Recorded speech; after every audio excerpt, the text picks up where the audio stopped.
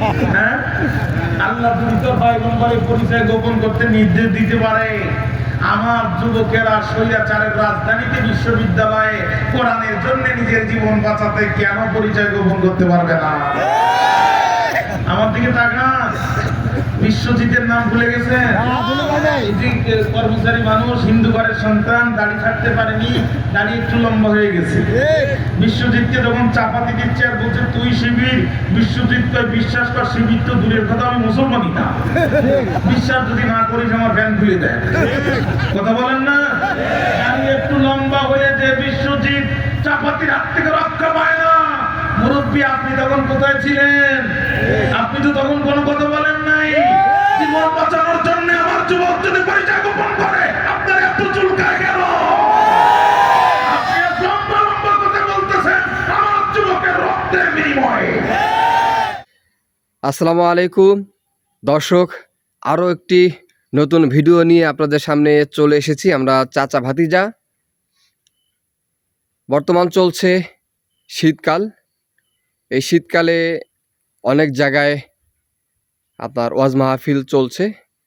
আজকে আপনাদেরকে নিয়ে যাব ওয়াজ মাহফিলে। বৈষম্য বিরোধী ছাত্র আন্দোলনে যারা শহীদ হয়েছেন তাদের আত্মার মাগফিরাত কামনায় তাফসিরুল কোরআন মাহফিল। দর্শক, আপনাদেরকেও সাথে নিয়ে হাঁটি হাঁটি পা পা করে আপনাদেরকে সাথে নিয়ে চলুন তাফসির মাহফিলের দিকে আমরা অগ্রসর হই।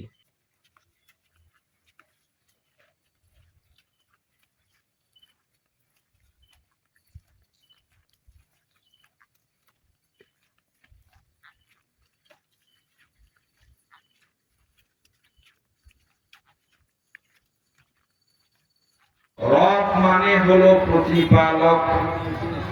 রব মানে কথা বলতে হবে, রব মানে প্রতিপালক। আর রব মানে দ্বিতীয় অর্থ হলো, রব মানে হলো আইনদাতা। কি দাতা? আইনদাতা। বন্ধু আমার, ভাইয়া আমার, ভালো করে বোঝেন, গভীর মনোযোগ। এক নম্বরে রব মানে হলো প্রতিপালক। যিনি আপনাকে আমাকে প্রতিপালন করছেন তিনি হচ্ছেন রব। ফেরাউন দাবি করেছিল আনা রব্বুকুমুল আলা, আমি তোমাদের রব। মুসা আলাইহিস সালাম যখন দাওয়াত দিয়েছিলেন আল্লাহ সম্পর্কে, রব সম্পর্কে যখন দাওয়াত দিয়েছিলেন, তখন ফেরাউন পাল্টা প্রশ্ন করে বলেছিল মুসা রব আবার কে? আল্লাহ তাআলা সাথে সাথে উত্তর দিয়ে দিলেন। সে কথা আল্লাহ কোরআনে বলছেন, মুসা আলাইহিস সালাম বলছেন قال ربنا الذي أعطى كل شيء خلقه ثم هدى। الله أكبر। হচ্ছে আমার তিনি, যিনি সব কিছুকে সৃষ্টি করেছেন, আর সব কিছুকে যিনি সৃষ্টি করেছেন, সব কিছুকে যিনি আবার প্রতিপালন পথ দেখান। অর্থাৎ সবকিছু যিনি সৃষ্টি করেছেন সবকিছু তিনি আবার প্রতিপালন করেন। সুবহানাল্লাহ।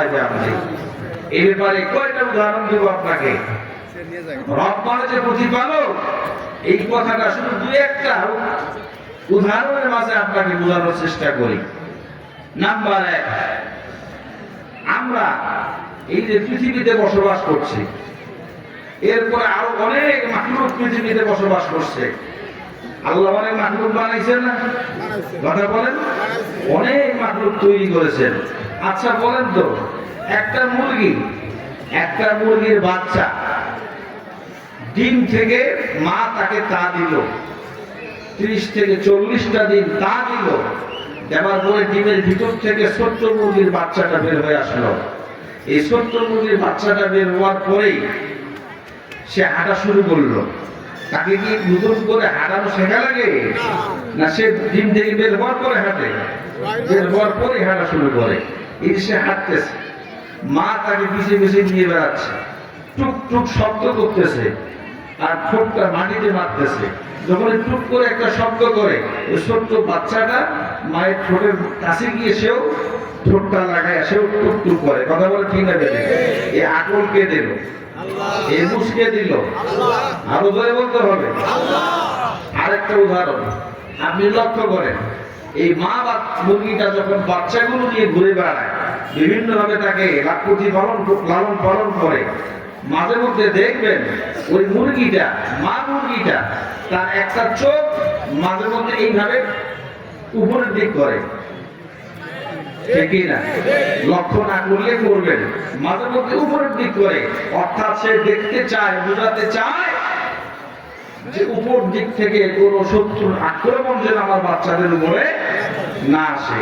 অর্থাৎ কোন সময় যদি একটু সিগন্যাল পায় উপর থেকে চিনি বা বাচ্চাকে কোন কিছু বাচ্চাকে আক্রমণ করতে পারে, সাথে সে একটা সিগন্যাল মারে, এমন একটা শব্দ করে, সেই শব্দটা শোনার সাথে সাথে বাচ্চাগুলো দৌড় দিয়ে ঝোপ ঝাড়ে নিচে ঢুকে পড়ে। কথা বলে ঠিক আছে? এই যে মা সিগন্যাল দিল, ছোট্ট বাচ্চাটা এই সিগন্যাল বুঝে সাথে সাথে ঝোপের ভিতরে ঢুকে গেল আত্মরক্ষার জন্য। এই সিগন্যালটা দেওয়ার মতো, এই সিগন্যালটা বুঝার মতো আগর শক্তি কে দিয়েছেন? এই জোরে বলে না দেবান্দা, আরো জোরে বলেন, কে দিয়েছেন? যিনি দিয়েছেন তিনি আপনার আমার রব, তিনি আপনার আমার আল্লাহ।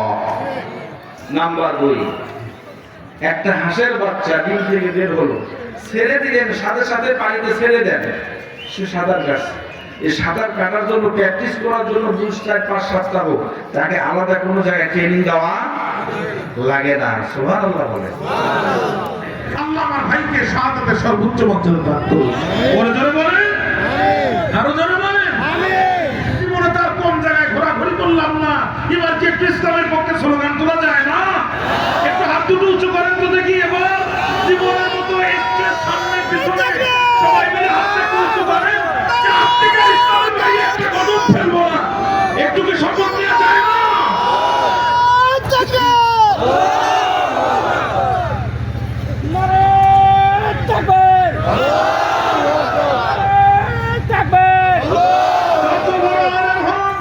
যত বড় মুহাদ্দিস হন, যত বড় মুফাসসির হন, যত বড় শাইখুল হাদিস হন, ইসলামের যত বড় খাদেম হন, মৃত্যুর পরে কবরে যেতে হবে। ইসরাফিলের দ্বিতীয় বাঁশির ফুৎকার হবে, উলাঙ্গ হয়ে কবর থেকে উঠতে হবে, মিজান তুলসিরাত পাড়ি দিতে হবে, আল্লাহর দরবারে হিসাব দিতে হবে, তারপরে জান্নাতে যেতে হবে। আর আপনি যদি ইসলামের জন্য শহীদ হয়ে যান, আজরাইল জানটা টেনে বের করবে আর জান্নাতের ভিতরে ছুরি মারবে। আল্লাহ শাহাদাতের মৃত্যু আমাদেরকে ভিক্ষা দাও। আরো জোরে বলেন, আরো জোরে বলেন। ওয়ারা চাহুন দাসের জীবন, আমরা শহীদি মৃত্যু চাই। নিত্য মৃত্যু ভীত মোরা মৃত্যু কোথায় খুঁজে পাই? মান মাতা লা ইয়াকসু ওয়া লা ইউহাদ্দিস বিহি নাফসাহু মাতা আলা শুবাতিন মিনান নিফাক আও কামা ক্বালা রাসূল আলাইহিস সালাতু ওয়াস সালাম। নবী বলেন, যে ব্যক্তি মৃত্যুবরণ করলো অথচ শহীদ হওয়ার কোনো চিন্তা তার ছিল না, ওর মৃত্যু হবে জাহিলিয়াতের মৃত্যু, ওর মৃত্যু হবে মুনাফিকের মৃত্যু। আমরা কোনোভাবেই মুনাফিকের মৃত্যু চাই না, আমরা শহীদ হয়ে বিদায় হিসাবে জান্নাতে যেতে চাই। রাতের শেষ ভাগে তাহাজ্জুদের নামাজ আদায় করে আল্লাহর কাছে কান্নাকাটি করে শাহাদাতের মৃত্যু চায়। এদেরকে রুখতে পারে এমন বাবার বেটা বেটির জন্ম এই পৃথিবীতে হয় না। ঠিক নয় কি? ঠিক নয় কি? 1 নাম্বার শাহাদাতের জীবন। 1 নাম্বার কি? 2 নাম্বার আত্মগোপন। 2 নাম্বার মনোযোগ দেন, ইনজেকশন পুশ করবো এবার, খুব ভালো করে মনোযোগ দেন। 2 নাম্বার কি? তাহলে ইসলামের দাওয়াতের প্রয়োজনে ঈমান বাঁচানোর কারণে আত্মগোপন করা জায়েজ না হারাম? জায়েজ না হারাম? আল্লাহ ডাক দিয়ে কয়, মুসার মা টেনশন করো না, সিন্ধুক বানাও, মুসাকে ঢুকাও, নীল দরিয়ায় ভাসাও। সিন্ধুক বানায়া মুসাকে ঢুকায়া নীল দরিয়ায় ভাসানোর দায়িত্ব তোমার। যে ফেরাউনের দরবারে, যে ফেরাউন গোটা পৃথিবীতে মুসার জন্ম হতে দেবে না বলে ছোট ছোট বাচ্চাদেরকে হত্যা করার জন্য চিরুনি অভিযান চালাচ্ছে, ওই ফেরাউনের রাজ দরবারে মুসাকে ঢুকাইয়া ভিআইপি কামরা বরাদ্দ করে রাজকীয় নিরাপত্তায় লালন পালন করার আত্মপরিচয় গোপন করে রাজকীয় নিরাপত্তায় জীবন যাপন করে লালন পালন করে দেওয়ার দায়িত্ব আমি আল্লাহ। মুসলমান ভুলে যেও না, সন্তান তোমার কিন্তু পয়গম্বর আমার। তোমার কলিজায় দয়া 1 ভাগ, আমার কলিজায় দয়া 99 ভাগ। জোরে কন্যা সুবহানাল্লাহ। কাজী মুসা টেনশন করো না, মুসা আলাইহিস সালামের মা সিন্ধুক বানালো, মুসা আলাইহিস সালামকে ঢুকালো। সিন্ধুকের গায়ে কি মুসা আলাইহিস সালামের নাম পরিচয় লিখে দিয়েছিল না পরিচয় গোপন করেছিল? আপনারা কথা বলতে হবে প্রিয় ভাইরা, পরিচয় গোপন করেছিল নাকি লিখে দিয়েছিল? পরিচয় গোপন করার নির্দেশ দিয়েছিল কে? মুরব্বি মুরব্বি। হ্যাঁ, আল্লাহ দুই পয়গম্বরের পরিচয় গোপন করতে নির্দেশ দিতে পারে। আমার যুবকেরা স্বৈরাচারের রাজধানীতে বিশ্ববিদ্যালয়ে কোরআনের জন্য নিজের জীবন বাঁচাতে কেন পরিচয় গোপন করতে পারবে না? হ্যাঁ? বিশ্বাসে ভালো হবে, আর সামনে দেখবেন না।